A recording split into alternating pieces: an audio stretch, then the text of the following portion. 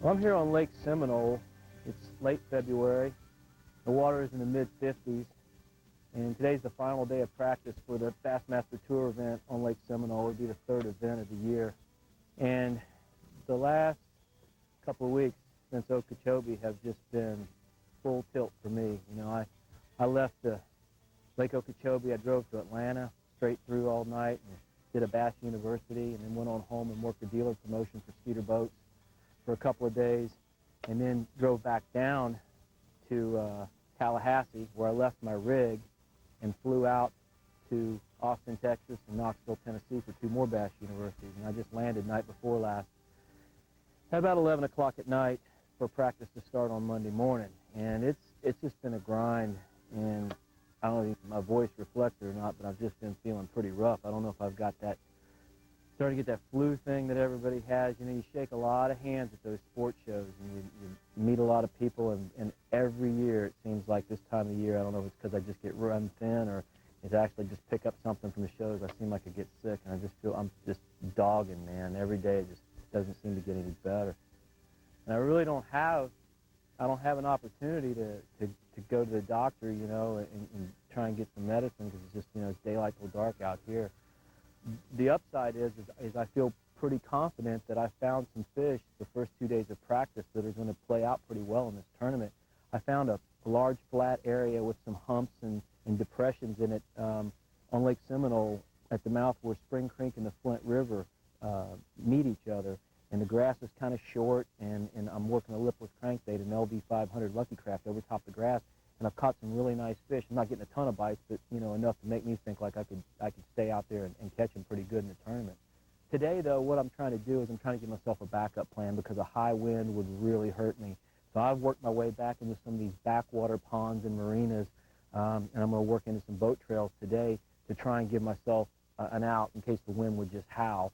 And possibly with this water in the mid-50s, these fish may have started moving up into these more shallow areas. So I'm going to try throwing a spinnerbait. I've got good cloud cover here. I'm going to try throwing moving baits like a spinnerbait, a speed worm, which I'll show you. It's kind of an interesting technique that works real well down here in the lily pads, and a little Lucky Craft jerkbait, a little pointer 100. I'm just going to kind of mix it up and fish the cover that's available and see what happens.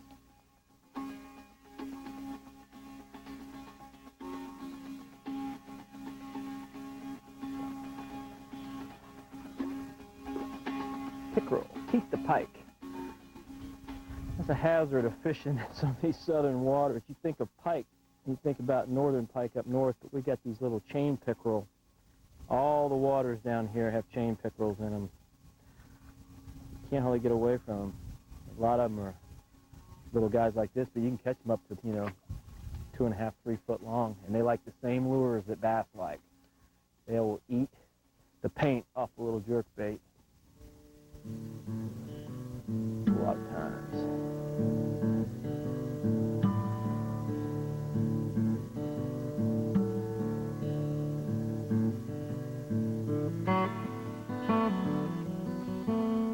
I like gold on a cloudy day like this. When I get in that little bit deeper grass, I'll take it out and throw it out there and twitch it around the deeper ponds. And a lot of times you'll get those fish that are staging on the outside perimeter of these little ponds. Some of these ponds are as big as, maybe big as your living room. Some of them are as big as your whole front yard, or some of them are several acres. It just depends. But you can almost always count on the fact that if you see some big trees like those out there, that's a pond. For whatever reason, the ponds have held the big timber. It's not rotted or broken off like it did on these flats.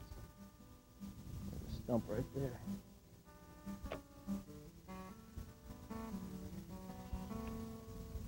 There's one. That's the wrong kind. Got to deal with these things too. Look at that. Think those hooks aren't sharp? Little chain pickerel. But you got to be really careful. They got teeth just like a northern pike or a muskie. Hello, fish. When these tail hooked, I can't get a hold of them. Grab them right behind the gills, though. Hold them behind the gills, it kind of paralyzes them, and you can get them back in the water. Right size, wrong species.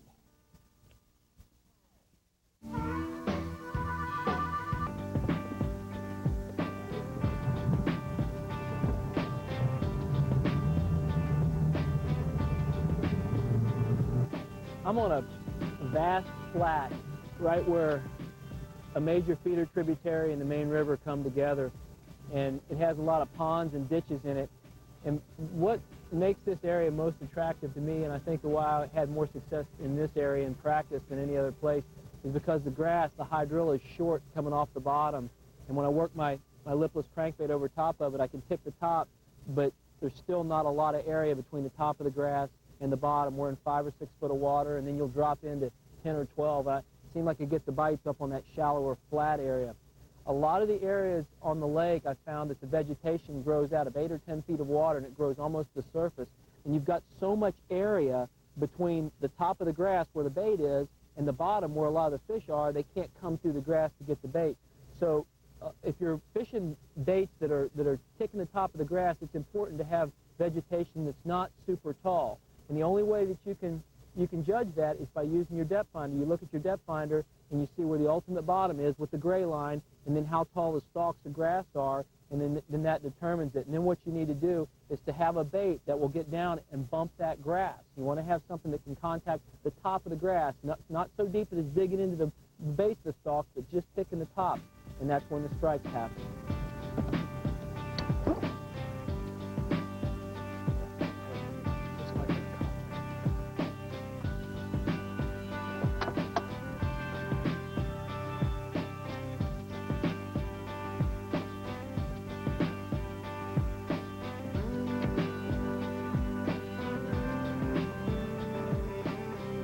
Here's one.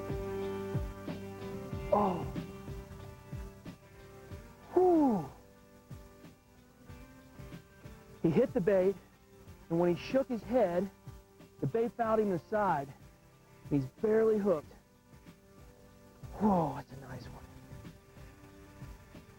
Right, I'm not 500 yards from the place I caught him in practice yesterday. Beautiful fish. When one's foul hooked like this, you just got to take your time with them because they've got tons of leverage. Gorgeous, gorgeous fish. Oh, yeah. All right. Whew. I no sooner pulled up, got grass that was the right, you see that? He shook and the bait came out of his mouth. Got grass that was the right height on my depth finder, and I picked up that LV 500. This is what I caught every fish on the last 2 days of practice. And I'll tell you, I have pulled my hair out all day long up shallow, and I come back out here and make a few casts, and that's what I need in this tournament. If I could just get a couple of big ones like that and fill out my limit every day, I'm going to be good to go. Man, I'm feeling good now. Feeling good. I wouldn't even know I had a cold.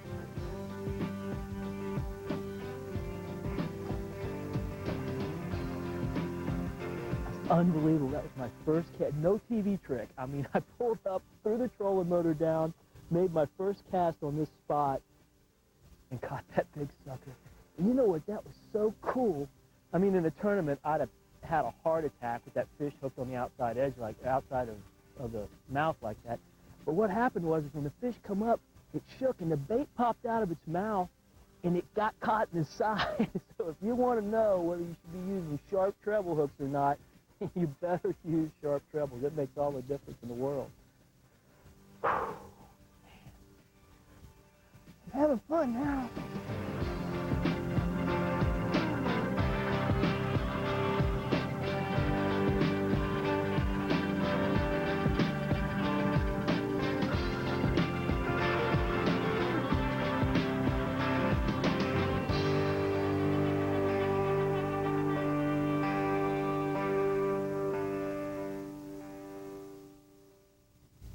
I don't think those guys saw that.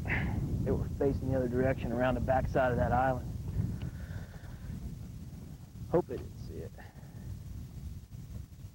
This flat here is so textbook because of the fact it's got a creek behind me and a river in front of me, and we're sitting right here on the pinnacle of it, the tip of it. And then you've got 2 or 3 ponds. You idle back and forth. You've got 2 or 3 ponds with some deep depressions and have grass in them. This grass here is only about 3.5 foot below the surface, and total water depth about 5 foot. So it's just perfect. And the reason I've chosen this bait is because it dives just deep enough. It's a 3/4 ounce bait, and it dives just deep enough to tick the top of that grass, and I can cover a ton of water with it. And that's the key, though. When you're fishing, you know, any type of vegetation, if you're fishing flats, canals, I don't care what, whatever type of vegetation you're fishing, it's important to have a bait that will dive down deep enough to contact that grass, because that's when the strikes will happen, is when it hits the grass, it pops free.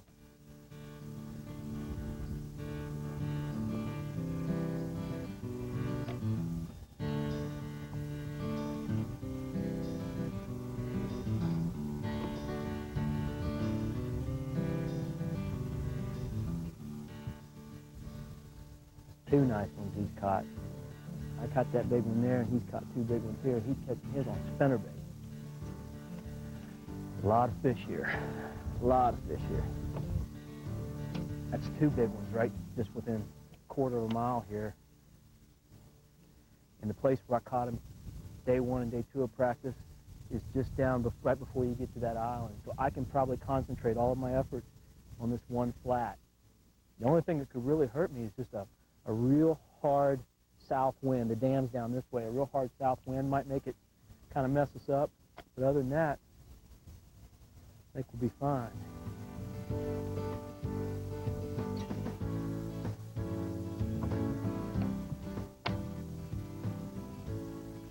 Good one.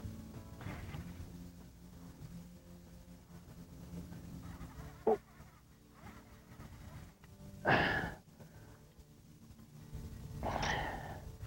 50 yards from the other fish. Not a giant, but a good fat keeper. Same bait, same pattern, same everything. I feel a lot better now. That's 4 fish between the 2 that they caught and the 2 that I caught. 4 fish within 2 football fields and close to my other area. Good deal. Good deal. Tucker had his mouth pinned open. He got both sets of treble hook, pinned his mouth open. I'd much rather have them pin their mouth open than pin their mouth shut. You pin their mouth shut, and when they jump, they got both trebles up and top and bottom. When they jump, they shoot their mouth open, and usually they spit the whole bait. When they get it like that and they got their mouth pinned open, they can't even fight. Just ski them to the boat. Ski them to the boat.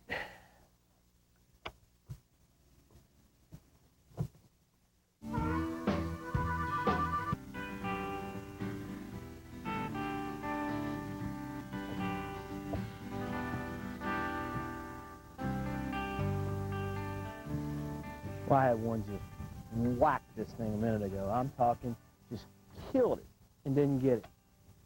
You wonder, with all those treble hooks going that fast, how they can hit it and not get it. I think they come up behind it and they, like, just turn on it. I don't think they ever actually get it. Just the water flush knocks the bait out and makes it feel like a vicious strike, even though they don't get the bait. You ever watch a bass when he comes up and eats a bait? He'll turn his head one way and his tail will kick the other, and in real shallow water it makes like these double boils in the water. When I was growing up fishing the Ohio River, we'd practice. Fishing's not real good on the Ohio River. We'd practice with no hooks. Just cut our hooks off our spinnerbait, and you go down the bank, and when they hit the bait, you could always tell if it was a bass, because when they hit it, it'd make those double boils in the water. We'd remember where that spot was, and we'd go back and, with live ammo, with hooks on, and catch them.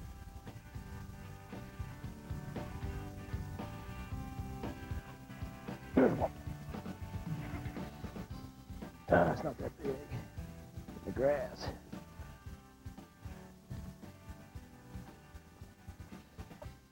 Good guy. You know what? He's a keeper. A 12-inch limit on this lake. Now he's down in that muck and that grass. I'm feeling pretty darn solid right now. It hasn't been 20 minutes, and I've got a 5-pounder, a 2-pounder and a 1.25 pound fish. Just boom, boom, boom, sticking with my primary pattern. Sorry I had to drag you through the mud with me up in the shallow water earlier, but I think that I've eliminated a lot of possibilities, and a lot of times just for my own psyche a little bit, I got to do that so I can lock down and just do this for the next 2 and hopefully 3 or 4 days, depending on how the cuts go. Nothing like a few fish to make a guy feel better, I'm telling you. Maybe eating the paint off this thing the last 3 days. I haven't. Every bass I've caught on this right here. I've worn it out. I'm throwing it on heavy line. I'm throwing it on 17-pound test line. So, you know, got big hooks on it too. If I get one, even a big one, I should be able to catch them. It's a high percentage bait.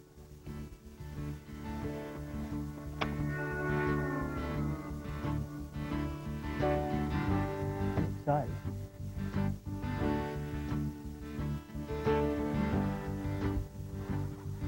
Oh, nice fish, man. Oh, it's a nice one. Oh, man, on spinnerbait too. Boy, it bites so hard in that clear water. Nice, good keeper. Oh, yeah. Yeah. Well, you know what? You don't have to hit me with a rock in the head to know that this is where I'm coming tomorrow. That is so great. Everybody's heading in. About the last one out here. It's 4:15, and I got registration. I got tackle to do, and I got a date with some Advil cold and sinus medicine. Hopefully that'll make me feel better.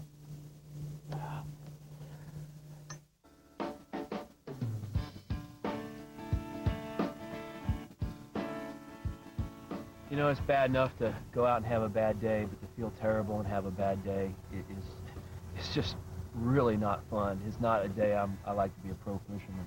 This cold that I've had, it feels like it's turned into the flu, and I've resisted going to the doctor, and I've been traveling, flying, and it's just, yesterday it seemed like it just all spiraled down, and last night I felt like heck, and I felt even worse today. And you know, practice wasn't that bad for me. I caught some nice fish, and I had a pretty good area that I felt comfortable with, but it was like I was just a step off, and I don't know if it's feeling bad or what, but the guys were catching them all around me, and I only got 2 bites that weighed 3 pounds 11 ounces. My partner, even the back of the boat, even caught a small limit, and I don't know if maybe, you know, it was the fact that I was just out of sync or what, but it was really, really a tough day. After day 1, I'm in 130th place, and the weather's getting worse, the water's colder, it's brutally cold. I mean, you know, highs in the upper 40s tomorrow. So I'm going to try and get some medicine. I'm going to try and get feeling better, so maybe I can just, you know, go out there and try and salvage this tournament. At this point, every point counts. Every 12-inch bass means a few points, you know, and you never know how it's going to stack up at the end of the year, you know, and, you know, hopefully maybe have a decent day tomorrow and salvage this whole tournament.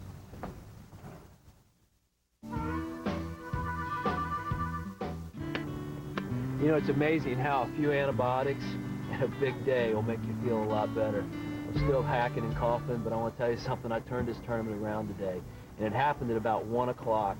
I had one 12-inch bass in the live well at 1, and the lipless crankbait fish had quit. That shallow water had gotten cold. The water fell 3 degrees, and there was a little depression, about 12 foot of water that was the size of a football field near where I'd been catching all my bass in practice. I backed off into that depression, and I went with this big fat CB crankbait and started cranking that deeper grass, and I caught a 7-pounder and I caught a 5-pounder to go with that little 12-ounce bass that I had. I ended up with over 12 pounds. I moved from 130th place to 46th place. What better yet, though, I moved from 46th place in Angler of the Year to 32nd.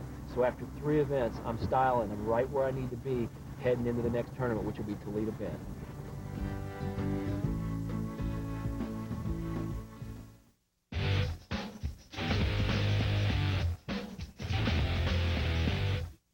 This week's Team Outdoor Channel tip has to do with versatility. You know, as a bass angler, it's critical to follow the fish and change with the conditions. Not just week to week, not just day to day, but sometimes hour to hour during your fishing day. I made a critical adjustment at Lake Seminole. I changed my shallow pattern with the lipless crankbait moved to a deeper area adjacent to that area and went to a deeper diving crankbait to catch those 2 big fish that salvaged my tournament. As a bass angler, it's critical sometimes to make those judgments on the water. You're not always right, but you have to go with your gut. That's really, really important. If you're a fisherman on the water for the weekend, when clouds come in, some wind starts to blow, change with the conditions, adjust, and it'll make you a better fisherman.